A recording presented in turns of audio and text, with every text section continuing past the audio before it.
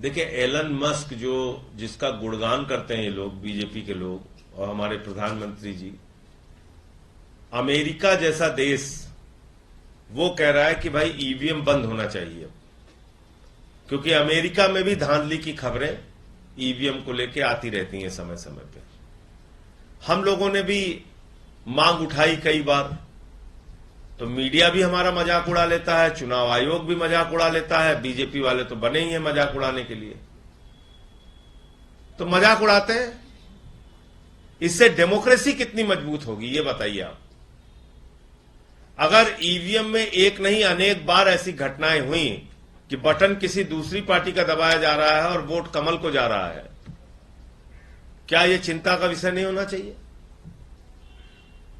आप बताइए, ओटीपी का कैसे, उसके पास कैसे, जो कैंडिडेट है उसका साला था शायद, उसके मोबाइल पे कैसे जा रहा है? तो 48 वोट से उसको जीता हुआ आपने घोषित कर दिया। शिवसेना उद्धव ठाकरे के कैंडिडेट जो पहले जीत रहे थे उनको हरा दिया। एक बार 2200 वोट से जीते, फिर रिकाउंटिंग हुई 1 वोट से जीते, फिर रिकाउंटिंग हुई 48 वोट से, शिंदे गुट के कैंडिडेट को जिता दिया। तो ऐसी कम से कम 80 सीटें हैं देश भर में जो संदेह के घेरे में है।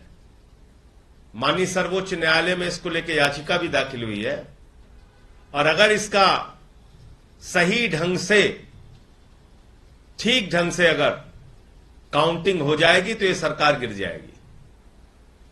ठीक ढंग से अगर काउंटिंग होकर निर्णय आ जाएगा तो मौजूदा बीजेपी की जो सरकार है, सरकार गिर जाएगी।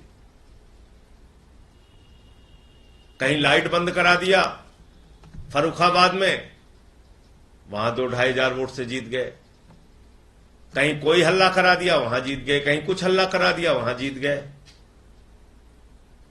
तो ऐसी देश भर में 80 सीटें हैं जो संदेह के घेरे में है। उसमें महाराष्ट्र भी है, उत्तर प्रदेश भी है, बिहार भी है, और भी राज्य हैं।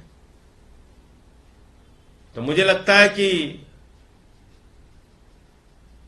ईवीएम पर अब कोई ना कोई सख्त फैसला माननीय सर्वोच्च न्यायालय को और चुनाव आयोग को लेना चाहिए। अन्यथा खबरें आएंगी, खबरें लिखी जाएंगी, भूल जाएंगे लोग, और ये सिलसिला जारी रहेगा।